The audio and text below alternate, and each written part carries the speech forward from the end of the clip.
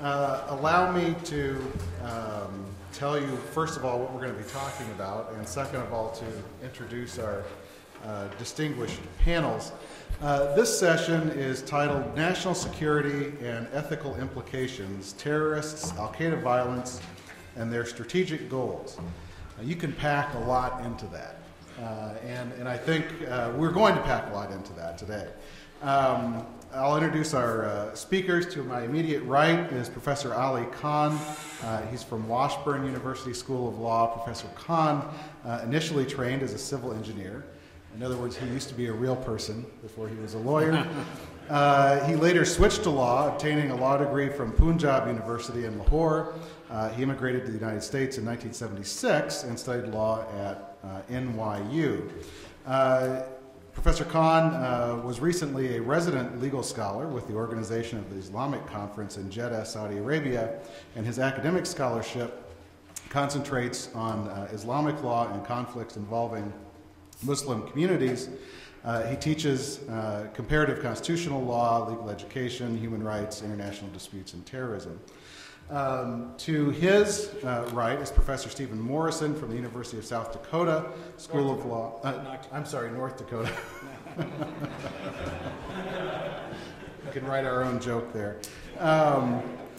He attended Boston College. Prior to becoming a professor, he was a criminal defense attorney in Boston. He continues to work, in fact, on a team to represent an individual accused of providing material support to al-Qaeda.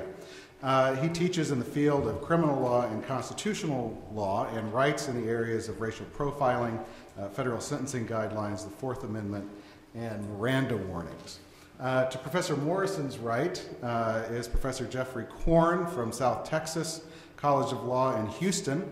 Professor Korn is a retired U.S. Army Lieutenant Colonel.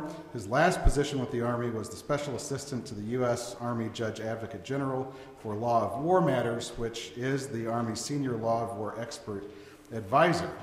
Professor Korn's publications focus on the law of armed conflict, national security law, and criminal ethics, not the ethics of criminals. He's the lead author of The Laws of War and the War on Terror by Oxford University Press, co-author of The Principles of Counterterrorism Law published by Thomson West, and a new textbook on the law of armed conflict from Aspen. Professor Korn is a graduate of Hartwick College and the George Washington University School of Law, as well as the Army Judge Advocate General School. And finally, to his right, Professor Afshin John Radzin is from William Mitchell College of Law in St. Paul, Minnesota, where he teaches comparative counterterrorism, constitutional law, criminal procedure, evidence, and national security. John is a former federal prosecutor and a former assistant general counsel at the Central Intelligence Agency. At William Mitchell, he is the director of the National Security Forum. John has testified before the House Judiciary Committee concerning the legal implications of the destruction of CIA interrogation tapes. During his government career, John served on legal assistance projects in Russia, Kazakhstan, Turkmenistan, and Uzbekistan. He graduated with honors from Duke University and Harvard Law School. The way we're going to proceed is we're going to hear a little bit from each of our panelists, and then we will engage in a cross-panel discussion with each other and then open it up for questions. We only have one PowerPoint presenter today, which is Professor Khan, so we're going to start with him, turn down the lights, and then when he's finished, we'll bring the lights back up for our cross-panel discussion. So I'll get you fired up. Yeah, you can just... Good afternoon. It's great to be here at Creighton. This is my first ever visit to this law school, and thank you very much.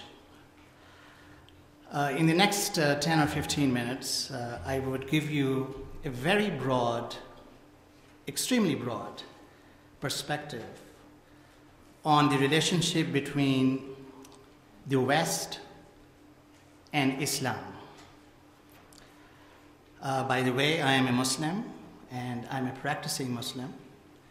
I came to the US in '76, and for the last 10, 15 years, I've become more committed to my religion, and therefore this is the perspective from where I'm coming.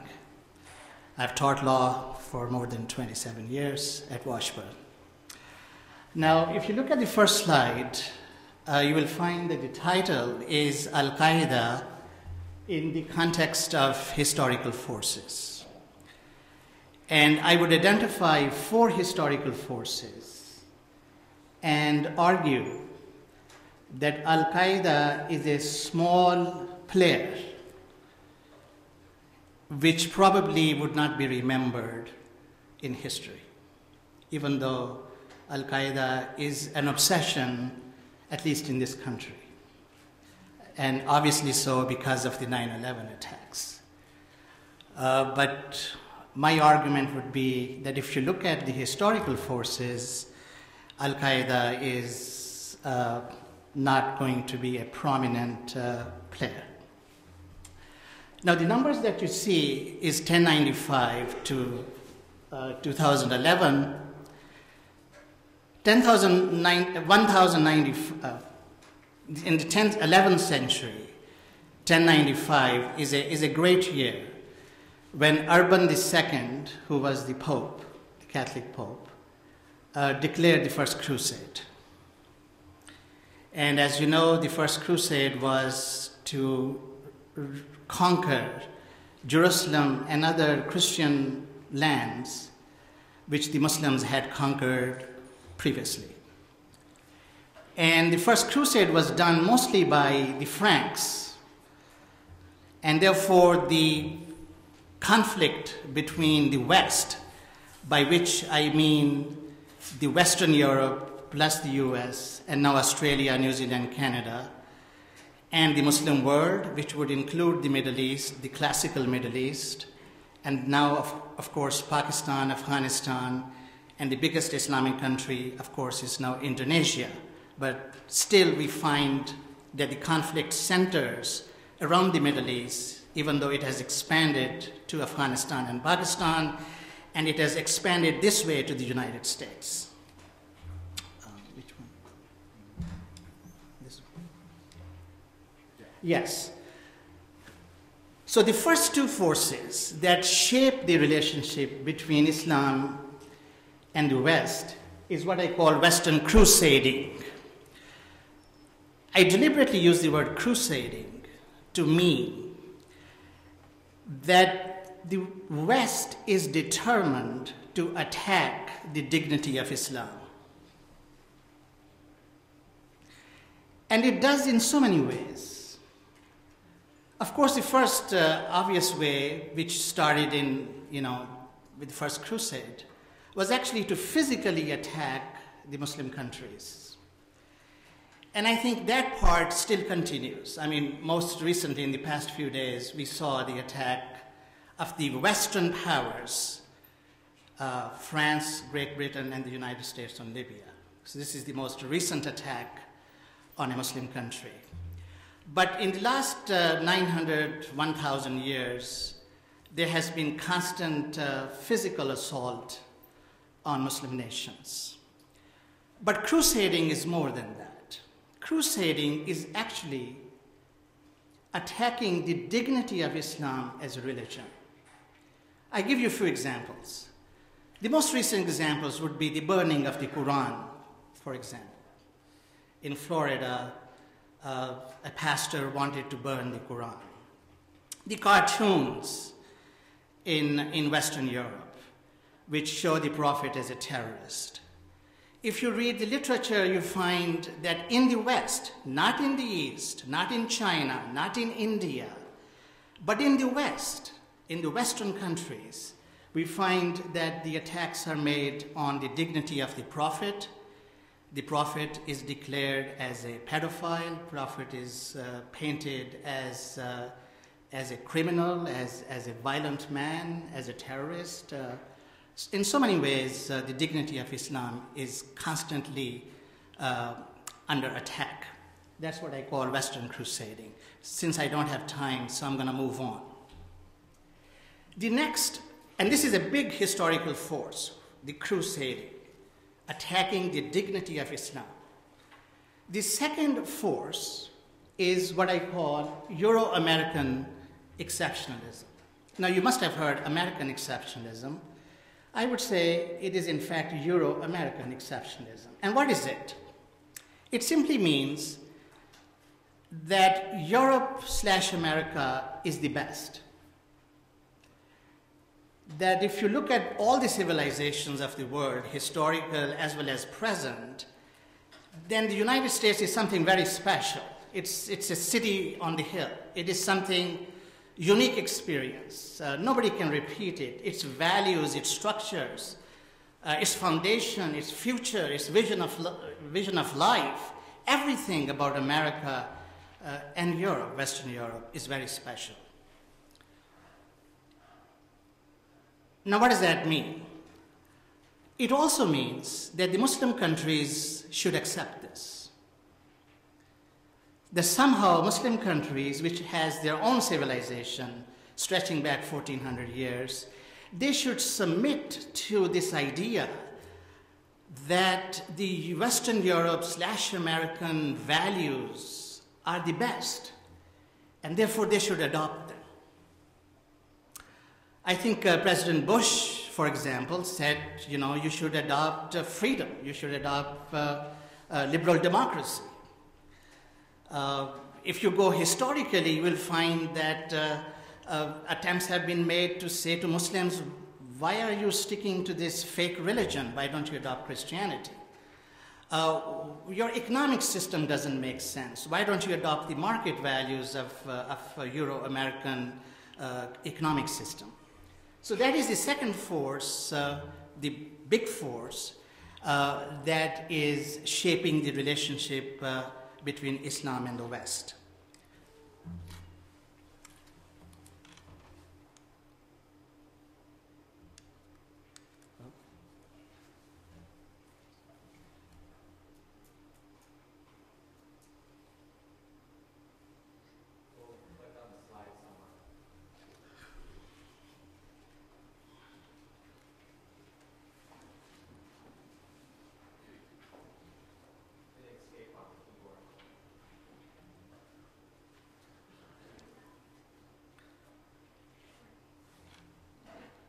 Sorry. Microsoft exception. All right. Now, there are two forces that are coming from the other side, from the Muslim side. One is, of course, the Islamic militancy, of which al-Qaeda is a part. But Islamic militancy is not new. Islamic militancy started with the Prophet. Let me tell you one thing very simple, and I think that would clarify something very basic. Islam is not a pacifist religion. Islam believes in violence. Islam believes in defensive violence. It rejects gratuitous violence, but Islam does not teach us that you turn the other cheek.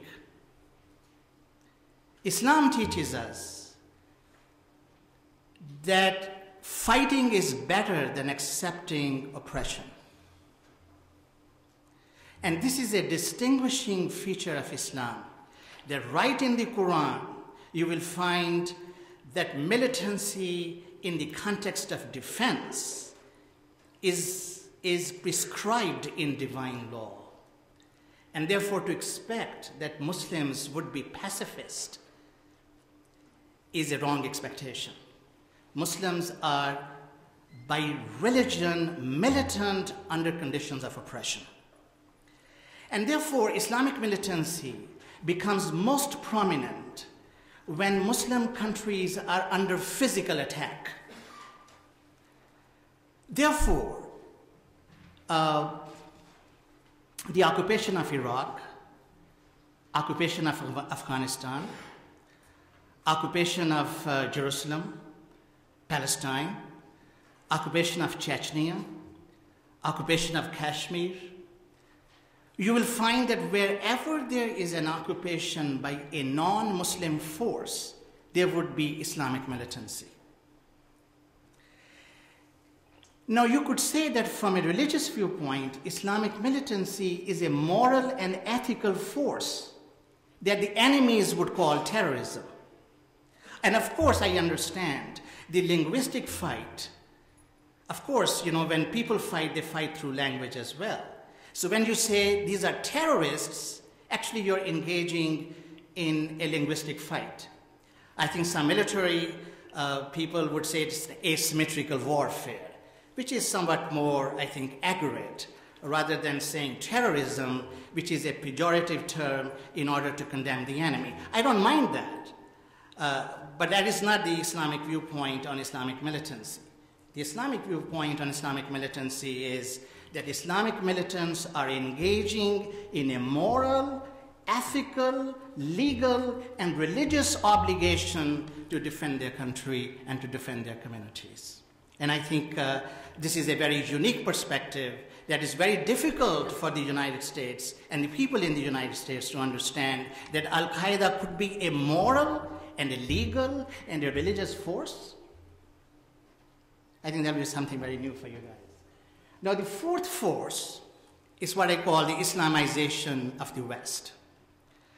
Now, this is also very interesting, that on the one hand, the West has occupied Muslim lands, and Muslims have immigrated to the West. I'm one of them.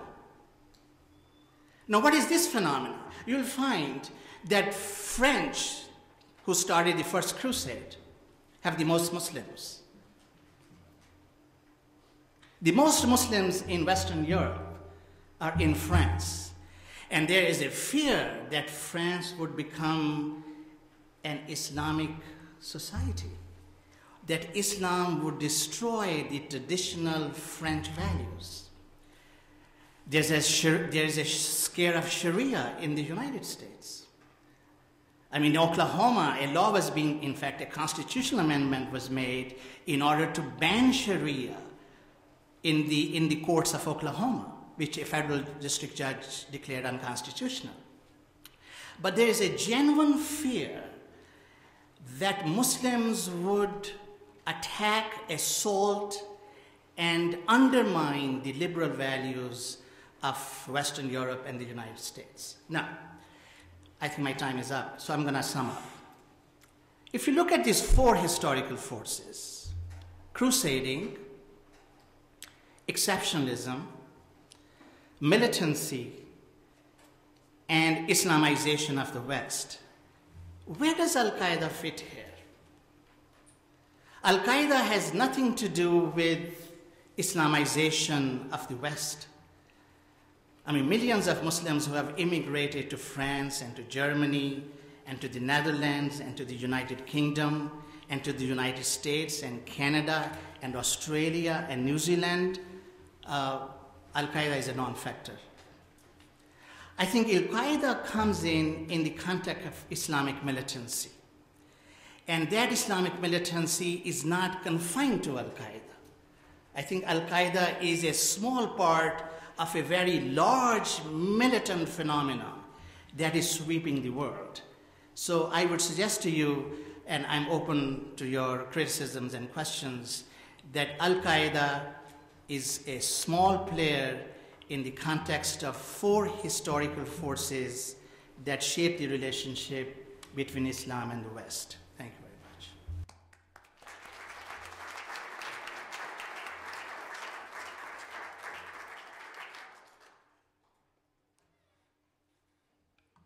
Thank you, Ali, for that historical sweep, which was a good setup piece for the next presentations to follow. Stephen, why don't you drill down into more specific terrain? I think you're going to discuss terrorist recruitment speech, right? We could start with that term. Okay. Absolutely. Yeah, online terrorist recruitment speech. It's been talked a lot about, certainly since 9/11. There's two new realities in the 21st century that I addressed in the article I wrote. One, obviously, is the war on terror and terrorism, however we want to phrase that. The other reality is the internet and online speech. These two realities are coming together to really impact the First Amendment in a lot of ways. And as Professor Kelly said, I still represent a man who's accused of providing material support to al-Qaeda. You can guess that a lot of inspiration for this article came from that, and while I'd love to be able to talk more about it, there are some things that I just can't talk about at this point. So with that caveat in mind, I want to share with you my major thesis in the article, which is that online speech at this point is really no different than real-world speech. And therefore, it's no more dangerous in terms of recruiting people towards any form of extremism, whether we're talking about Islamic-oriented terrorism, or you've seen with the Hutari recently, Christian-oriented terrorism, or any other form of extremism. And so therefore, we don't really need to change First Amendment rules in response to online speech. And there have been a lot of calls for that. How do we deal, for example, with the Brandenburg Rule, which says that speech can be prohibited if the speaker intends that speech lead to imminent lawless action, and that speech is likely to do so. There's a lot of talk that internet speech simply will never satisfy the Brandenburg test, and yet some of that speech needs to be prohibited. So at this point, what I'm suggesting is we should keep our hands off the First Amendment. And while certainly there is a lot of criminal behavior that's going on online, whether it has to do with terrorism or child pornography or drug trafficking or whatever, the appropriate way to address that is the Fourth Amendment, law of search and seizure, which I'd suggest is largely behind the times when it comes to the internet and internet speech. My article focuses centrally on terrorism because it seems to me that speech involving Islam and involving the wars in Iraq and Afghanistan, that's the forum for the latest sort of threat to the First Amendment that we've seen in history. Right around World War I and afterwards, it was the anarchists and the labor unionists. Right around the 40s, it was the Jehovah's Witnesses that were threatened by certain statutes that limited their First Amendment rights. Into the 40s and 50s, it was the communists, and I would suggest now it's a lot of Muslims who are being threatened. Their speech rights are being threatened. FBI agents are essentially spying on mosques, for example. The administration has asked YouTube to shut down videos of Anwar al-Awlaki. He's this radical Yemeni cleric, U.S. citizen, who's, one can say, said some pretty disturbing things. He's the guy that the Obama administration has targeted for assassination. So whether we like him or not, his speech rights are being threatened. It goes beyond the terrorist realm. Law enforcement is using online speech in many different ways for many different crimes to establish perhaps a conspiracy, to establish intent, things like this. A lot of this speech it's very protected speech. And certainly speech can be used for, to prove a conspiracy, to prove intent. But when we're going online, and I would say ask anybody who's under 25 or 30, so much of our lives are online these days. We do instant messaging, we do emailing, text messaging by our phones is actually considered to be online. So there is so much speech that law enforcement can use to establish probable cause or to try to prove a case beyond a reasonable doubt. Its ability to, sort of mine this ocean of speech to prove a case is sort of disturbing for the First Amendment. Now, when we're talking about online speech and terrorism, there's a lot of assumptions here that inform people's concern when it comes to what a lot of people call terrorist recruitment speech online. One is this notion that online speech is somehow fundamentally different than real-world speech. Online speech sort of facilitates radicalization. It facilitates a move towards extremism. Another assumption is that terror recruitment speech is easy to define. Everybody knows what it is. That's an assumption. Another assumption is that terrorist is an easy definition. We know who's a terrorist, we know who's not. In addition, terrorist activity is is also easy to define. Now, these are all assumptions. The reality is quite different. In terms of online speech being different, a lot of social psychologists have actually done studies about what they call computer-mediated communication. They suggest that, for one, there's no consistent evidence that online speech leads to any sort of increased radicalization or increased extremism. Certainly, it has geographical reach. So somebody in Iraq or Afghanistan can get online and speak with somebody in Kansas. There's certainly that.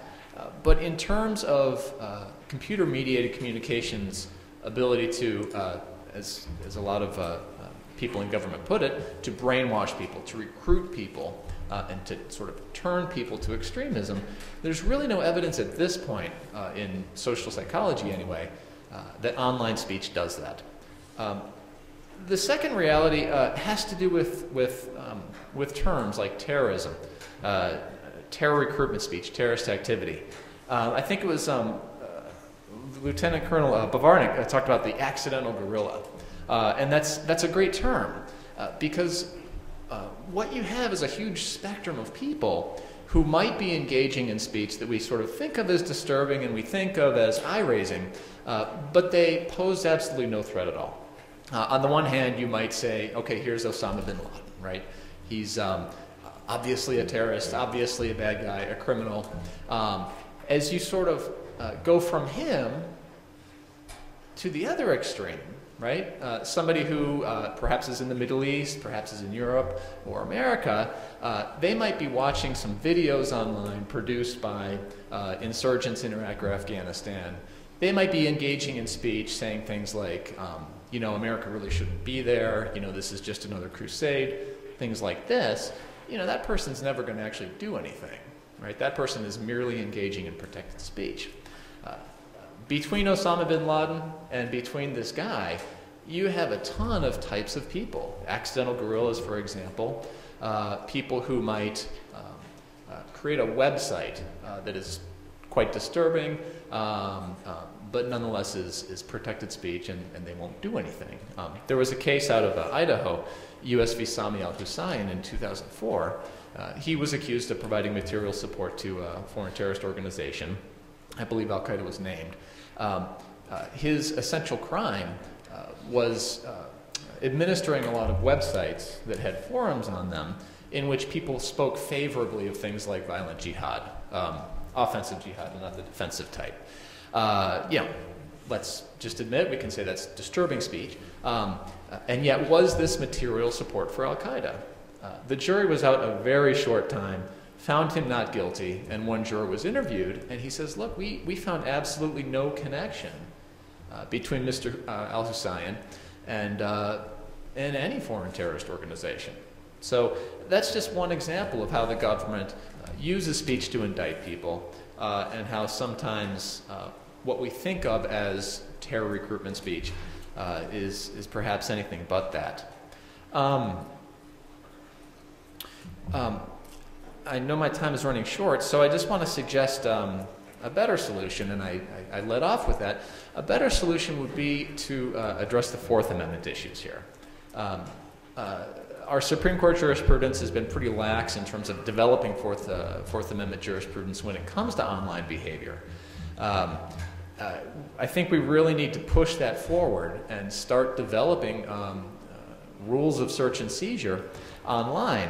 That's going to focus law enforcement's attention on actual criminal behavior, whether that comes from somebody who's Muslim or Christian or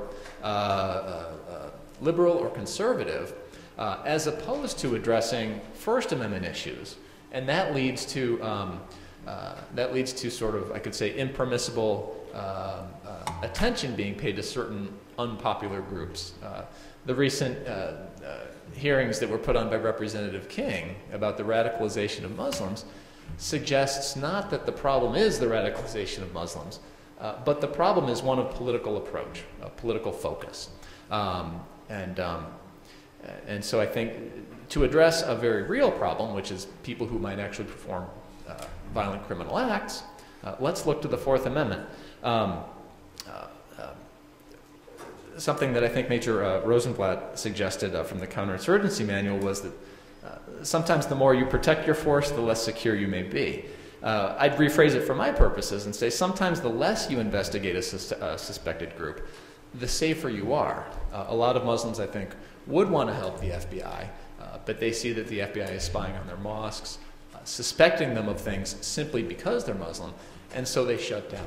If we focus on the Fourth Amendment, we focus on crime. If we focus on the First Amendment, in this age and any, we tend to focus on politically unpopular groups. That leads to us perhaps being less safe, and it leads to the marginalization of people who shouldn't be marginalized. There's a lot more there, and I look forward to discussing it.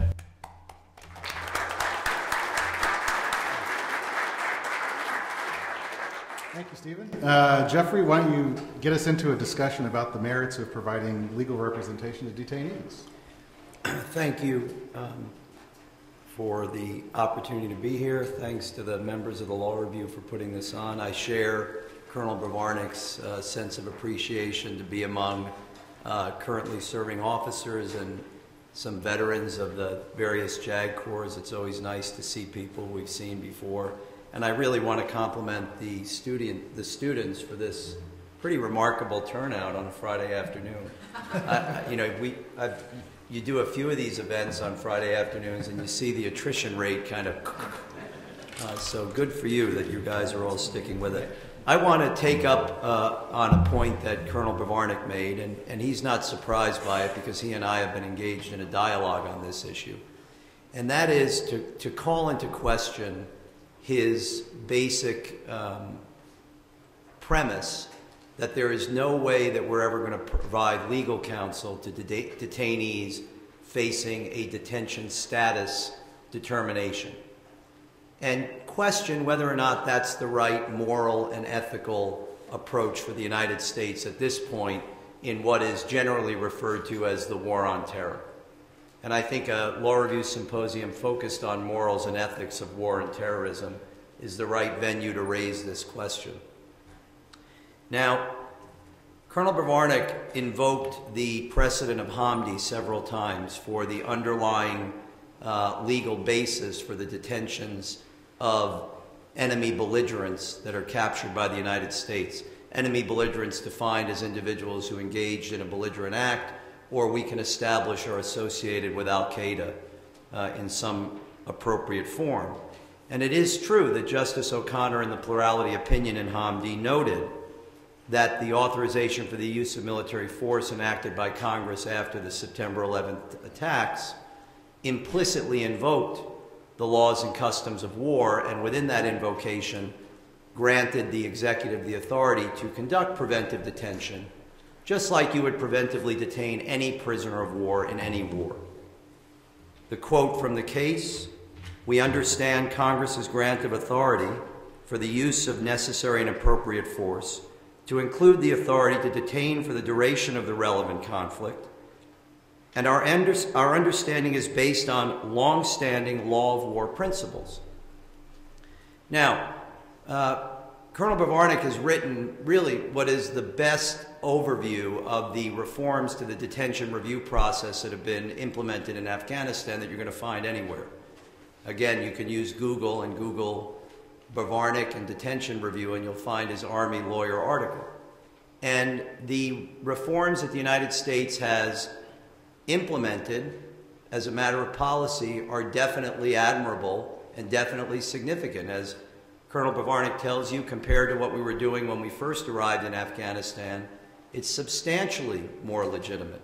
And he knows firsthand, because he doesn't share with you, but he was one of the first lawyers to serve in Afghanistan in the vicinity of those detention facilities, and has been back many times since then, training the officers that are providing the representation for detainees going before these boards.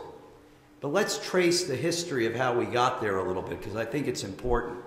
Based on that quote from Hamdi, the Bush administration then implemented in Guantanamo what was called the Combatant Status Review Tribunals. Because in Hamdi, after Justice O'Connor said, the law of war grants you the authority to detain, she then raised the question that Colonel Bavarnik touched on. Colonel Bavarnik said, we are not going to overlay American due process on detainees. Well, in fact, Justice O'Connor said that you ought to be considering due process, not in the sense of a inflexible model of process that goes along with any criminal trial, but in the Matthews v. Eldridge sense of starting by asking what process is due. If you ask what process is due, you have to balance the competing interests. The interests of a deprivation of liberty against the interests of efficiency in prosecuting the war. And then she said, what's somewhat surprising is that the United States Army has a regulation that lays out this process, and they're not following it. Now, those of you who've taken constitutional law with Professor Watts, I'm sure know that if you want to get a court a little bit ticked off, establish a process and then ignore it. And that was really kind of the essence of the Hamdi decision. And in response, the government said, okay, we'll start following the regulation. And they created these CSRTs, these status review tribunals. But the CSRT was really nothing more than what we call an Article 5 tribunal for a prisoner of war. It was an analog to a tribunal process that exists pursuant to the Geneva Convention for Prisoners of War. These were not prisoners of war, and so it was not appropriate to call them Article 5 tribunals. But the procedure established was virtually identical to the procedure that we would use to conduct a true Article 5 tribunal.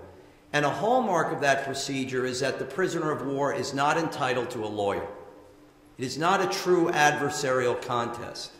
It's a summarized review proceeding, and the prisoner of war is entitled to have some help from a prisoner's representative. That's it, a lay person. And that's the model that the United States adopted for Guantanamo. That's the model that was ultimately reviewed in Boumediene versus Bush, when 5 members of the court said it's insufficient to satisfy the due process needs of the detainees. And I would submit to you it was the model that's been extended in general to Parwan in Afghanistan. The basic model of detention review for unprivileged belligerents is the Article 5 tribunal model. So it should be no surprise that we've never provided a lawyer to the detainee, because under Article 5 of the Geneva Convention, Prisoner of War Convention, we never did and we never would, right? But I wonder whether or not the time has come to reconsider that in the context of these detainees. And this is why. The sentence that Justice O'Connor included in her opinion after the sentence that I read to you, I think, raises a serious question of whether or not it's legitimate to continue to argue that analogy to the Geneva Prisoner of War Convention is the identical analogy for application to these enemy belligerents. She said, if the practical circumstances of a given conflict are entirely unlike those of the conflicts that informed the development of the law of war, that understanding may unravel. What understanding? The understanding of the long-standing law of war principles. And I would suggest to you that what Boumediene suggests is that that understanding has in fact unraveled and is going to continue to unravel. Because the fundamental difference between the prisoner of war and the enemy belligerent being detained in Guantanamo or in Parwan is the word that Colonel Bavarnik used, indefinite. The pragmatic reality is that many of these detainees are going to be deprived of their liberty indefinitely. No one can predict when this conflict is going to end. And I don't think the courts could even figure it out if they had to. The Supreme Court's having a conference next Friday to decide whether or not to grant cert on a case called al-Bahani. And one of the issues al-Bahani raises, who's a detainee in Guantanamo, is that the conflict he fought in, when he fought for the Taliban against the Northern Alliance, is over. Now, how is a court going to determine that the conflict with the Taliban is over when the Taliban continues to be a dissident force fighting against the Karzai government? It's a Gordian knot. But the reality is that that means that the basis for preventive detention is basically indefinite. Or as Justice Kennedy said in Boumediene, these detainees are really facing generational detention. Now, I know on December 7th, 1941, no one had a crystal ball and was able to say, in 4.5 years, this war is going to be over. But I would suggest to you that the Geneva Prisoner of War Convention is based on two underlying assumptions. First, that war has a rational end state, that the era of the 30-year or 100-year war is a thing of the past, that the idea that you're going to be detaining your enemy for 10, 15, 20, 30 years is not what was contemplated by the Article 5 concept. And second, that the people you're detaining are going to be relatively easy to identify because there's an established international definition of what a privileged belligerent looks like. Both of those elements are inapplicable with regard to the people we're detaining in Afghanistan and with regard to the people that have been transferred to Guantanamo. There is no internationally accepted definition of an unprivileged terrorist belligerent. And we know that there's no foreseeable end state in this conflict. So the question becomes, does the principle derived from the law of war that when you review the detention of a prisoner of war, they're not entitled to a lawyer, rationally continue to extend to the type of detentions we're doing? And I would suggest to you the answer is no. That as a matter of good policy, of legitimacy, of accuracy, and of credibility, the time has come for the United States to provide legal representation to these detainees. Now, note that the government side of this case always has had a lawyer representing the government's cause. That's always been an element of these review tribunals. But the detainee is given a lay officer, an infantry officer, an artillery officer, an armor officer, to represent his side of this quasi-adversarial contest. I think that one thing we learn from our own Sixth Amendment jurisprudence is that lawyers have a unique capacity for zealous representation. It is at the very core of what it means to be a lawyer, the ability to separate your client's cause from the representation of your client's rights, right? And by the way, I think that's one of the great challenges of professional development of new lawyers. All of us who are JAGs know this. The first time you become a defense lawyer, there's a bit of a challenge there, right? I'm going to be defending the people that are committing crimes against the unit of the organization that I love so much, right? But this is the ethos of the defense lawyer, and there are great examples of this tradition in the American legal history, starting with John Adams representing the British defendants in the Boston Massacre, or Sam Leibowitz, the Jewish lawyer from New York who's hired by the American Communist Party to go to Alabama and represent African Americans who've already once been convicted of raping 2 white women in 1936. Can you imagine how popular he was in that town? Hi, I'm the Jew from New York hired by the communists to represent the black rapists. Right? And devoted years of his life for the cause of justice. Lawyers know how to do this. My belief is that lay officers do not. That if a detainee gets meaningful, zealous representation in that process, it's purely random. Now, I agree with Colonel Bavarnik that the detainee probably doesn't expect any process. But it's not about what the detainee expects. It's about us. It's about our legitimacy. If we are going to invoke a law of war preventive detention paradigm, which allows us to deprive a human being of his or her liberty, potentially for the rest of his or her natural-born life, without a charge, without a true adversarial trial, based solely on the review of 3 military officers, then I think it's in our interest to give that detainee a lawyer. And now I don't suggest that this is a Sixth Amendment right. I teach criminal procedure. I know what triggers the Sixth Amendment. But I think the Sixth Amendment illuminates for us the significance of legal representation. It was Abe Fortas arguing the case of Gideon v. Wainwright, who said, without a lawyer for the government and without a lawyer for the defense, how can any civilized people pretend that they've created a fair process?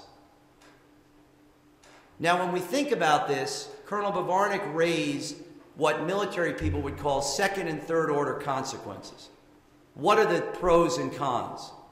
What's the second and third order negative consequence? One is resources. You're going to have to provide these lawyers. I don't think it's as hard as most people think. I think the JAG Corps could put together a group of detainee review lawyers, put together a task force, maybe pull from the reserves, defense lawyers in civilian practice who want to do this. They rotate through these detention facilities and they do it. We certainly are capable of providing a government lawyer for all these cases.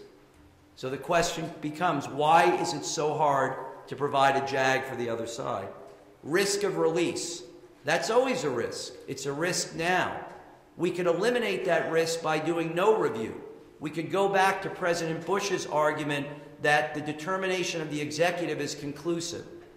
But we know that to gain legitimacy, we have to assume a certain degree of risk. And Colonel Bavarnik brings up precedent. We don't want to create the precedent that customary international law requires this every time you detain somebody. Well, if we articulate this properly and rationally and carefully, we can protect against that. What are the positive second and third order consequences? Legitimacy.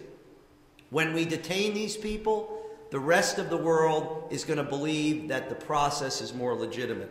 Accuracy. A lawyer will enhance the accuracy. We'll keep the people we should keep and we'll release the people we shouldn't. And we don't want them because it's a drain on resources. Enhanced records.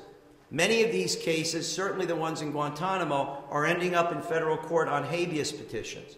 The better the process is in the initial review, the easier the habeas review is going to be, and I believe ultimately that will accrue to the benefit of the government. And I think another very important benefit, and this is my last point, is that it will mitigate the risk that the Supreme Court will ultimately extend the writ of habeas corpus to places like Afghanistan and Iraq. One of the lessons we learned in the 10 years since we started that is the more credible the executive makes the process on his, or potentially in the future her own, the less likely it is the court is going to insist that they have a say in what's fair and what's not. And providing a lawyer, in my view, is a fundamental component of enhancing that legitimacy. Thank you.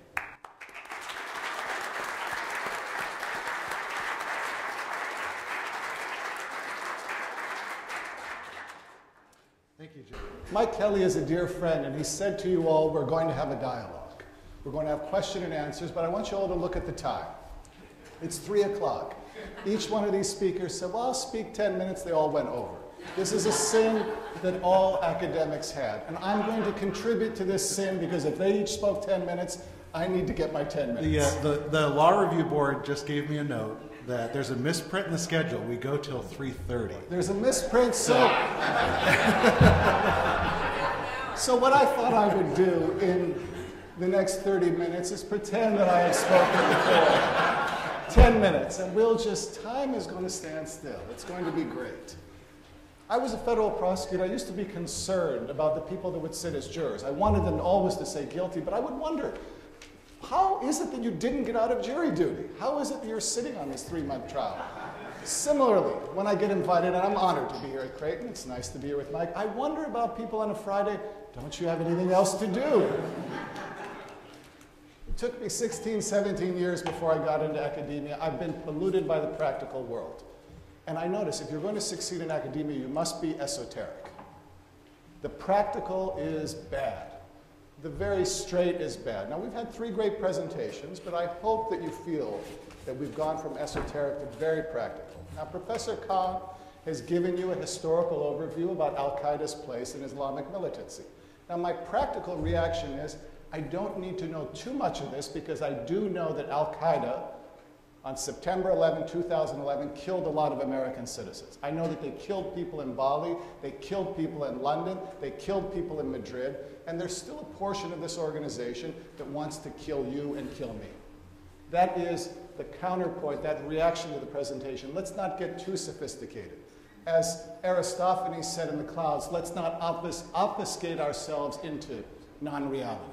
I mean, there is a portion of the Islamic world which is Sunni extremist that wants to kill us. Now, how large this group is, that's going to be the point to my presentation. I'm going to make some points very quickly.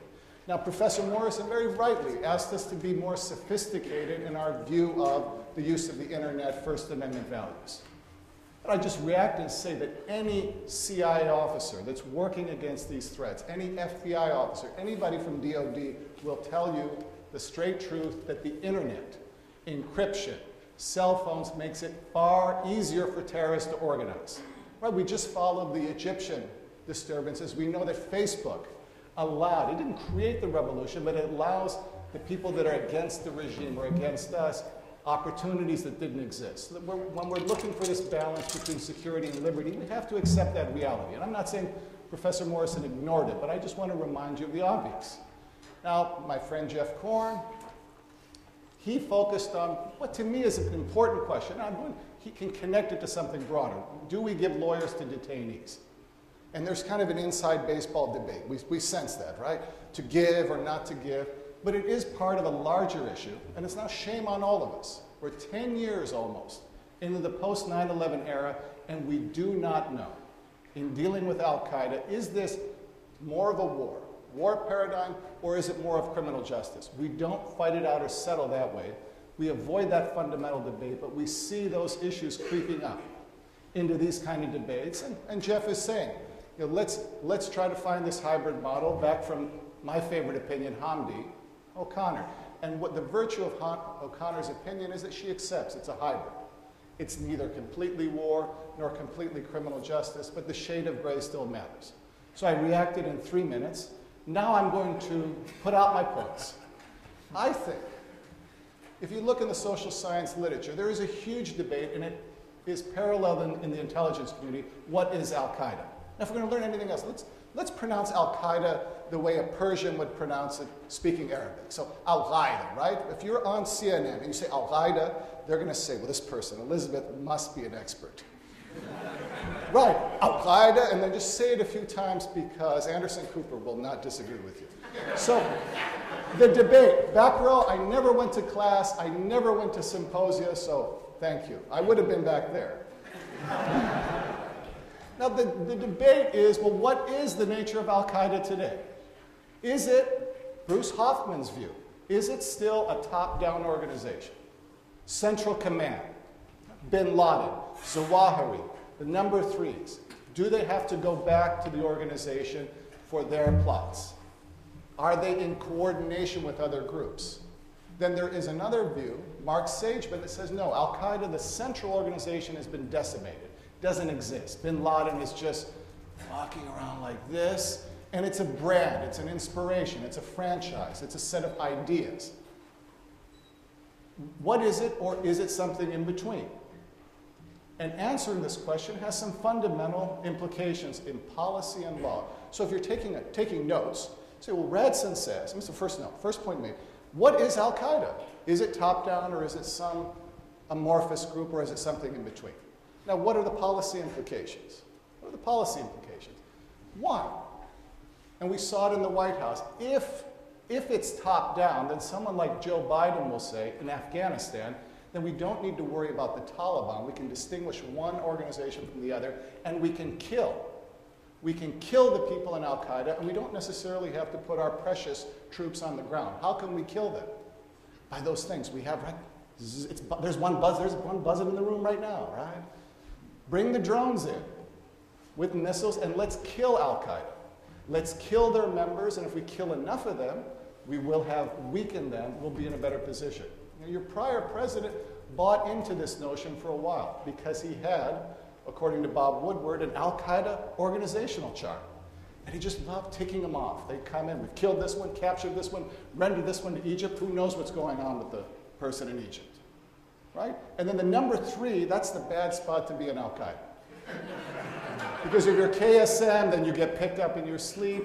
And if you're the replacement number 3, what happens to you? You know, you get hit by a predator strike. So maybe what al-Qaeda should do is just say to be designated, not fill their number 3 spot and have a number 4, right? So another implication, in dealing in domestic security, if it is top down, then our intelligence agencies, law enforcement, what will you look for? You'll look for connections between cells here and back there. But if it is just a franchise, it's not going to be anything. I mean, where do I look? Where do I look for ideas? Where do I look for radicalization? So that's a second idea. And then the broadest is to figure out, all these things that have been laid out, am I battling something where I can put troops on the ground, intelligence agencies? Top down is easier, right? The parallel is the Soviet Union. I mean, that was perfect for sports. I mean, you could put it on MSNBC, you could put it on CNN, and definitely on all the ESPN channels, right? Because it's good guys against the bad guys. And we want to believe, perhaps, that al-Qaeda is that way because it fits in with all our agencies. But if it's not that way, then maybe the military is not the answer. Maybe the CIA is not the answer. Maybe the Justice Department is not the answer. I don't know what the answer is. I mean, is it counseling? We talked about this yesterday. I mean, do we really believe in alternative dispute resolution? I mean, this is the first, I mean, Mr. Bin Laden, why do you hate us so much? I mean, if we had a more sophisticated view of Islam, we could talk about it. Would you not want to kill us? I don't know. So those are the policy implications. Now, like, I'm under time. Isn't that great? And if we stare at the second half, doesn't it go much faster? I remember as a student, I would ask, what is the point he's trying to make? And I would stare, and we didn't have laptops. I mean, it's easier for you students today. Right? Escape, I could go to the iPhone. No! Antagonize the professor. Now he's going to legal implications. And you notice he had 3 policy implications. So what should I do for legal implications? I should have 3. 3 implications. 1, implication, what about your kill authority? If it is, I mean, if there's a central organization and they're a threat, and this is tied to the Predator program, I can kill people that are in al-Qaeda. If it's a central organization, they're an armed group, they're at war with us. That follows and answers some questions. They're still difficult questions. But if it's an amorphous group, I don't know who to put on a kill list. Now, to the extent that we have kill lists with the Air Force and the CIA, I think our government, as a matter of law and policy, believes there must be something that is al-Qaeda. Agreed? Detention authority, this is what Professor Korn is tied to. It still makes sense to talk about detaining this enemy, this armed group, if it's top down. If it's become a brand, then I think our detention authority has been undermined. Material support to terrorism statutes. I mean, this is the challenge to all of you. This word is important because do a search on al-Qaeda and look at how many legal instruments have that word in it. Authorization for use of military force, executive orders. If we don't know what it means, then what we've done is tied a lot of this debate, a lot of our legal principles to something that just floats in the clouds. And we now know how to pronounce it. Go ahead. Pronounce it the right way. Al-Qaeda. Al-Qaeda, right? Let's all say it as a group. Al-Qaeda. Al-Qaeda. Yeah. It's got to be from there. And then there are suggestions, and this is if we have an authorization for use of military force that is tied to 9/11, right? Tied to the people that organized, planned this. If the threat is something different, I agree with some of my colleagues, we need to make amendments. Figure out what is the threat? What is the nature of the threat? We may need a new authorization of use of military force. We may need to make adjustments in the various terrorist designations. We may need to make adjustments in our criminal statutes. So you hear this word. It's always fun. When somebody asks, you can always, it's great. You can be Anderson Cooper. They just mention a word and you say it. With a very professorial look, Patches, what do you mean when you say al-Qaeda? And then be there. So I asked my colleagues, what do you mean when you say al-Qaeda?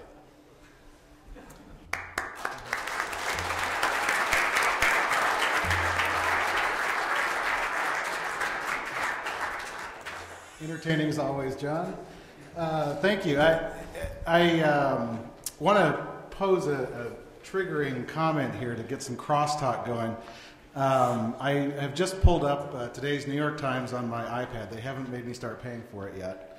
And I just want to read to you 5 headlines here, in the top headlines. Islamist group is rising force in a new Egypt. Yemeni leader offers to leave with conditions. Syrian troops open fire on protesters in several cities. Bahrain forces quash small protests in day of rage. Jordan protesters set up camp in Oman. And finally, North Korea suggests Libya should have kept nuclear program.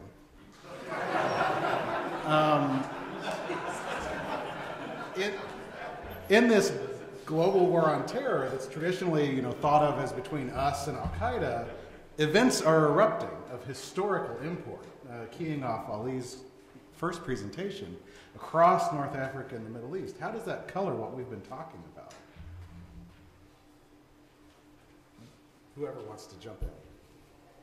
Well, I mean, I think there's a pretty clear manifestation that the perception that the only people that focus on things like rule of law and legitimacy are Western nations is just flawed. I mean, the expectation of what government should do and rights that individuals should have is increasingly universal.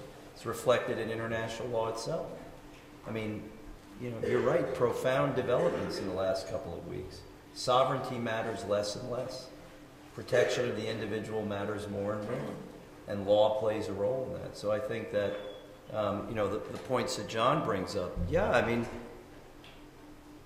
if you can't define the enemy, if you don't have the line and block chart, then every time you do something that is perceived as an act of war, an authority of war, you kill somebody as a measure of first resort, you deprive someone of their liberty without charge and trial, you exponentially increase the perception of illegitimacy in a broader audience. Now, I disagree with John. I don't think that if al-Qaeda is a brand, then you lose your authority to do that. To me, that's called dispersion, right? As a former intelligence officer in the military, this is why commanders issued what they call commander's intent, right? Because they recognize that they may lose their immediate control over their subordinates. So everybody knows what they're working towards, and if we get dispersed and disconnected, keep working towards it, right? So that's my view of the dispersion or compartmentalization or the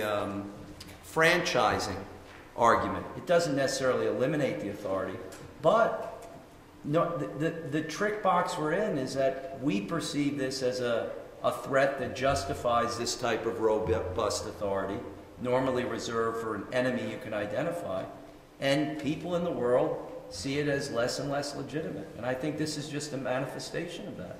Could I, on this point, with Hezbollah, with Hamas, and people that want to be sophisticated, I maybe unfairly label it esoteric, they're going to say, well, these organizations are not exclusively committed to killing civilians, that they do charitable works, they do outreach. I mean, so we're going to have some confusion. We don't have that confusion about al-Qaeda Central. There's no charitable wing.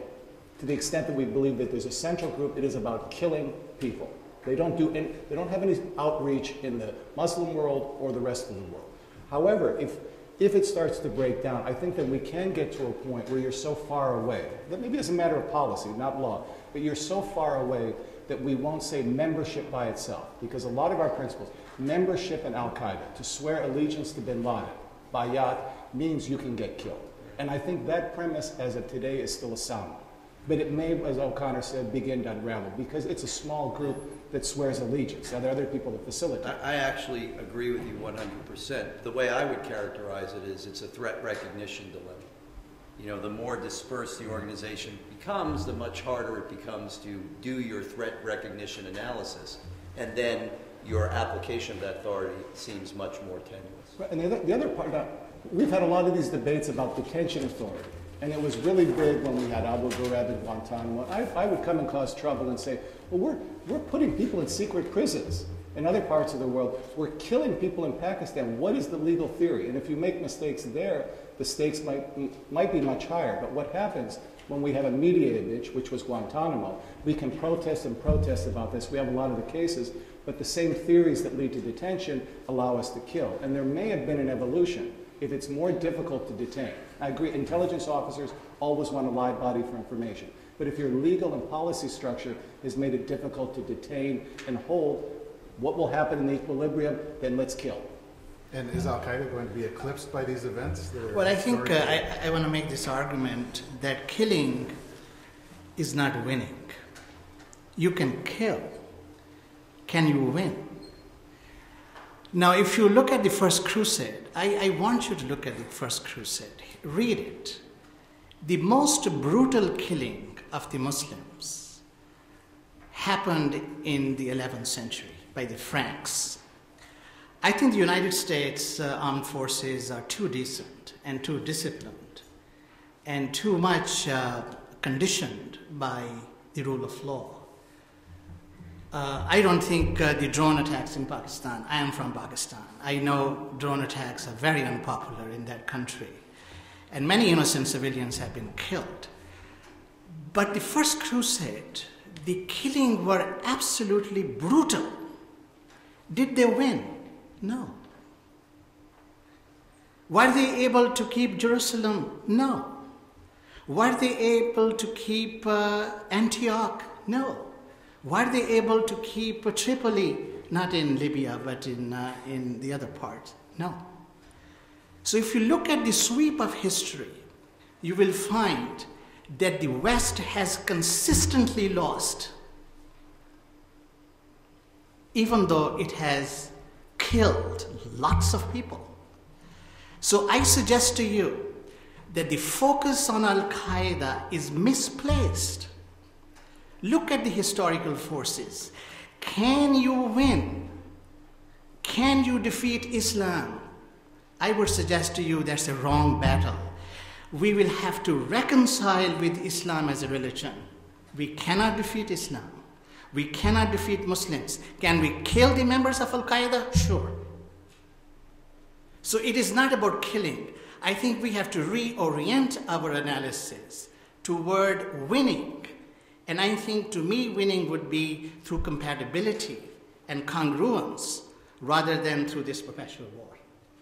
And obviously, you know, online, the internet is the engine that helps sweep everything across the Middle East and North Africa, these changes in the Arab world. And to some extent, perhaps, you know, the administration is thinking of Islam and al-Qaeda in one sense, and then suddenly discovering, because of the speed of what happened, oh, these people want democracy? That's a new idea with respect to how we view Islam. Stephen? Well, I don't know if I'd say that these people want democracy. I have no idea. But in terms of what's been going on in the past couple weeks, and in terms of al-Qaeda, certainly you're right that the internet has sort of enabled Egypt to do what it has done, and perhaps to a lesser degree Libya. But certainly there's that social networking aspect there.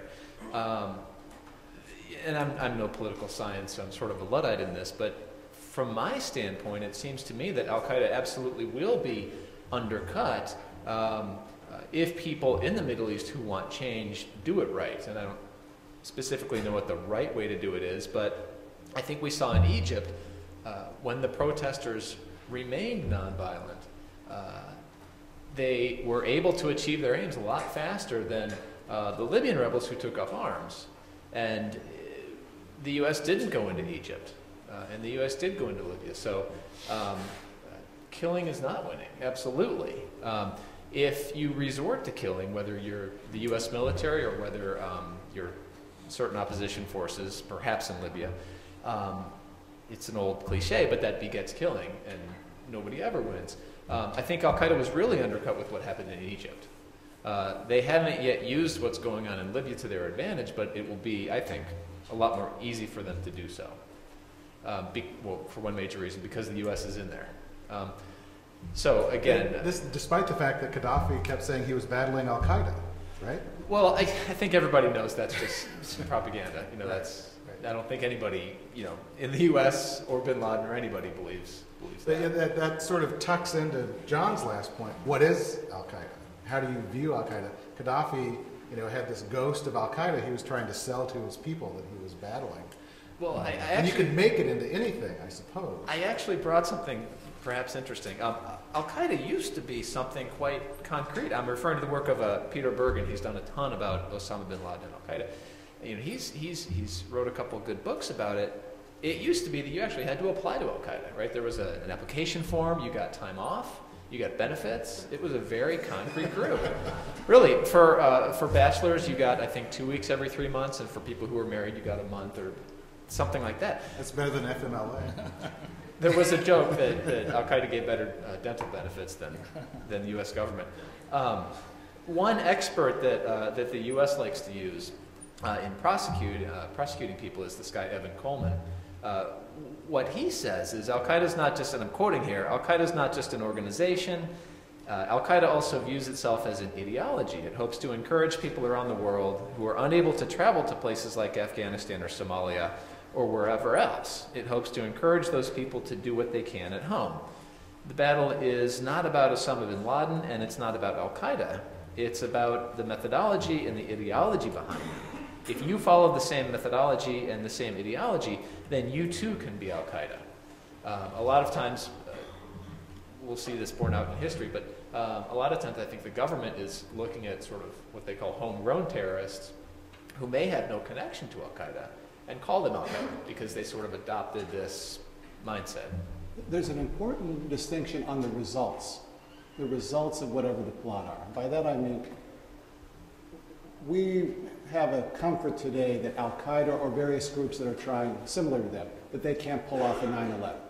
And that we've seen, Bergen and others have identified this, the intelligence communities putting this out through their channels, that they've shifted to smaller plots, people that haven't been in touch, people that are not on the radar of intelligence agencies or law enforcement. And the recent examples, so Shahzad in Times Square, Mutalab, the attempted underwear bomber, Nissan at Fort Hood killing the people. These are lower scale. They're horrible acts, but they're lower scale acts. And I think if we have those kind of acts, then these debates can continue. We're going to figure out, we'll take Professor Khan's point, let's not lump in all Muslims. My parents are Muslims too, we're Shiites. Let's be sophisticated. But what concerns me, and this is why I think the focus on al-Qaeda still is important, if we have another attack on the order of 9/11, or worse, what were the fears on September 12th? Weapons of mass destruction, right? Biological, nuclear, chemical. If you have an attack like that in Omaha, then this conversation will seem quaint, because then they're going to be asking the American people, let's do things for that feeling of safety again. And with all respect, they're going to be, I mean, I hope they come and take us out of the detention camp, but they will be just talking about it based on the speeches that we made here. I'm not sure. He had a security clearance of the CIA, and he worked in the government, but I don't know. He said some things that make me uncomfortable, and his hair is brown. So let's be careful about this radical backlash if we're worried about civil liberties. No, but I think that is a misplaced emphasis. Just because I'm a Muslim and I fear that the Americans in Nebraska or in Kansas or anywhere can just go, crazy and kill me, that should not stop me from analytical honesty.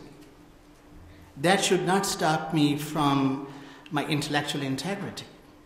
I may be wrong, but I must be intellectually together. So I don't care if another attack occurs and you guys come and kill me and my two sons who are sitting at the back of this chamber, 9 and 7. I don't care. But today I have to be intellectually honest to you. And I just cannot, give you a lip service and say, this is what it is. I suggest to you that the focus on al-Qaeda is misplaced, and we should refocus our analysis that what are the deep historical forces that are shaping the relationship between the United States and Islam, and I think we will be on the right course. Why are they exclusive, though? This is what I don't understand about the thesis. Why can't they be complementary? Because all of the degradation and dispersion that Professor Radson talks about, I think there are many experts who would say that's a product of the decision on September 12th, 2001, to treat this as an armed threat, the way you would treat any other enemy belligerent force that was attacking our nation, trying to cause us massive harm. And as a result, we dismantled through the use of force, through detention, not the use of force analogous to the Crusades, where we just went into places and killed everybody within the field of fire. But I know, because I know what all that fruit salad on those uniforms means, right? These are officers, these are legal officers who've been in the field of battle advising their commanders on how to balance the legitimate need to use military power to accomplish a national security objective with the equally legitimate need of mitigating the human suffering and mitigating the cost of this on the innocent non-combatant and their property and their interests. You can't always accomplish that. That's a sad reality of war.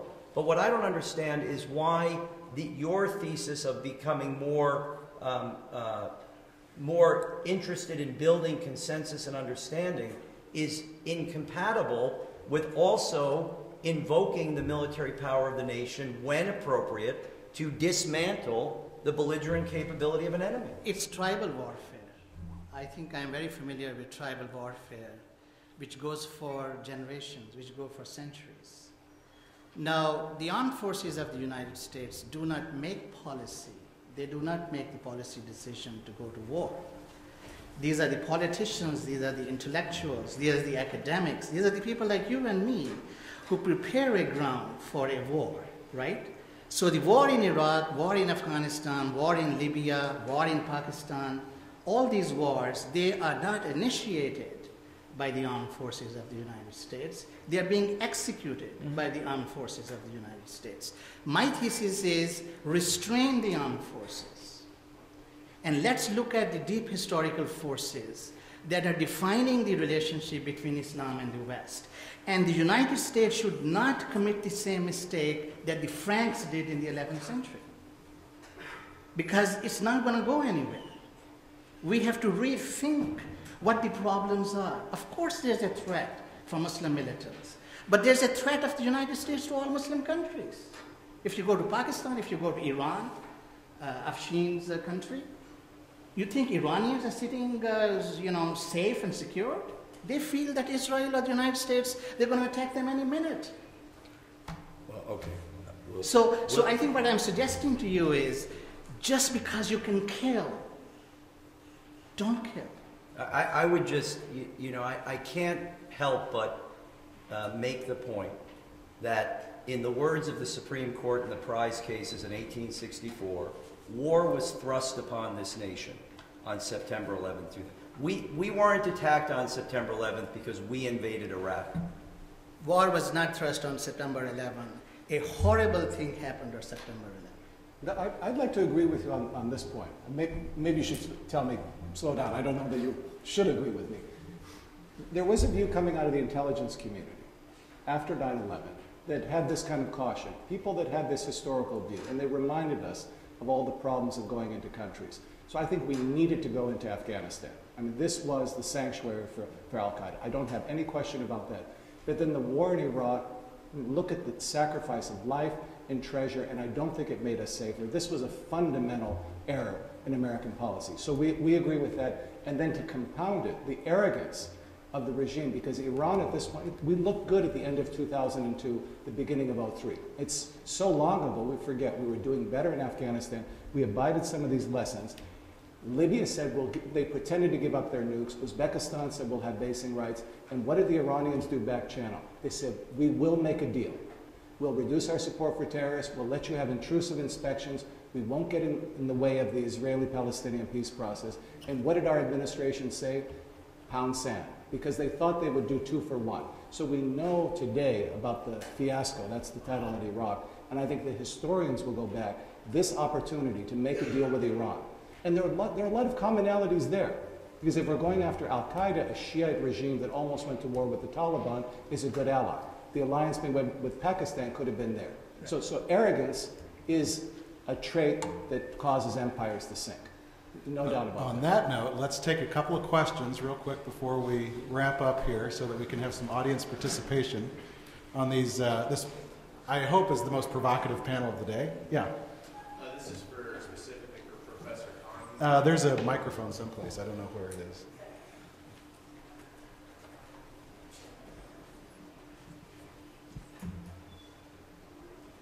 This is specifically for Professor Kahn. You discussed the West needs to have a change of strategy within the Muslim world, but should there also be a change within the Muslim world itself? And specifically, when you have prominent clerics, the Sunni clerics such as Yusuf al-Qadri, who has a large audience within the Muslim world, praising suicide bombers. So does there need to be a dialogue within the Muslim world? Absolutely. Stopping anti-Semitism and incitements against Jews and also against the West? Absolutely. I guess how would you start that then? Or what would you recommend for the panel? How would you start that process? I think we have to, if we reset the discourse, then I think the Muslim countries will have to re-examine some of the rhetoric that they use. And the United States and the Muslim countries are not essentialist enemies. I mean, that's what I think. So we can change the discourse, but it has to be changed from both sides. I think I totally agree with you. There's no doubt about it that the intellectuals of Islamic countries will have to change the rhetoric and see the United States and Western Europe as potential allies rather than perpetual enemies. Surely. The irony is that Bush was probably more comfortable, Bush W., in reaching out to the Muslim community here. And I think we have to credit him, is that he didn't allow the attacks of 9/11 to cause all this kind of anti-Muslim, anti-Brown sentiment. But Obama is in a different place because he's Barack Hussein Obama, whose grandfather was Muslim, and he knows politically that if he reaches out to this community and talks in sophisticated terms, what's going to happen on Fox News. Now, I agree with Ali. I think Obama needs to show that courage. The kind of speech that he gives in Cairo needs to be made in the United States. Okay, final question. I have one. I'm just doing without a mic. Actually, we need the mic for the recording. Fair enough.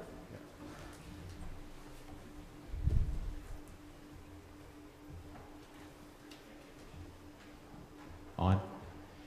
The proposition, or a proposition that I'm hearing expressed by both the previous panel and this panel is that if the United States is seen to be doing legitimate things, right things, that this will somehow accrue to the benefit of the United States because it is recognized by indigenous personnel. Is there any data or scholarship to suggest that what we see as legitimate things are in fact viewed as legitimate things by the countries we're occupying? For example, if we let a detainee lawyer up rather than just have a layperson defending them, is there any data to suggest that the person who was going to put that stinger into the side of that Humvee will now say, wait a minute, I'm going to resist doing that because he let my cousin lawyer up? Well, first off, let me make it clear. You know, the idea of lawyering up is a euphemism for a suspect invoking a privilege against self-incrimination. That's not applicable in this context. You don't get Miranda rights before you're brought before the Combatant Status Review Tribunal. It's somebody to represent your interest. And actually, that's why I said I agree with Colonel Bavarnik that I'm not so sure that the individual beneficiaries of that would really expect it or consider it that significant. If you end up staying in detention, you're going to say, well, that guy works for the United States, he wears the same uniform as the other guys. That's probably why I'm staying in detention. Although I will say that I think one of the very interesting subtexts of this whole issue of legal representation for detainees is the respect that's been earned by the military lawyers that have been defending criminal defendants at Guantanamo, and the irony that when President Obama first announced he was going to transfer some to federal district court, they went in front of the judge and said, I want to keep that Marine lawyer who's defending me. I mean, that's pretty high praise for zealous advocacy. I think the audience that it will reach that's much more significant is our audience of allies, right? Because there are common standards of legitimacy derived from international law, derived from human rights law, and general perceptions. Colonel Bravarnik said that the ICRC, the International Committee of the Red Cross, has been very positive about the changes we've implemented in Afghanistan, although we continue to disagree as to whether or not the detainees should get a lawyer. When they start supporting us and others start supporting us, when our legitimacy is enhanced, then the next time we need support for something else, the odds are that it's going to be easier for that government to provide that support. Will it affect the local population? If it makes the process more accurate, I think it would, because people who shouldn't be detained are more likely to be released. I think there is some evidence that us doing the right thing, however we define that, helps the situation. It might not convince an insurgent that he loves America, but when a lot of these interrogations were going on, the FBI and or the CIA would do these interrogations. The FBI came at these interrogations from the standpoint of the rule of law as applied in America. So they didn't engage in torture. They engaged in sort of trying to become this person's friend or something like that. The CIA would come in, and they would, in many cases, torture these people, yell at them, harass them, and this sort of thing. And the people who were interrogated shut down. And as soon as the FBI started interrogating them, they opened up. They provided a lot of good intelligence. And they, to a degree, came to see the FBI agents as decent people, right? Whether they agreed with us invading the Middle East or not. I can imagine that the result of that down the line is some sort of some sort of diffusion of hostility, at least in this one particular person's eyes. You know, there's no empirical data, I don't think, to support that, but definitely the way we approach things, I think, does make a difference. Please join me in thanking this panel.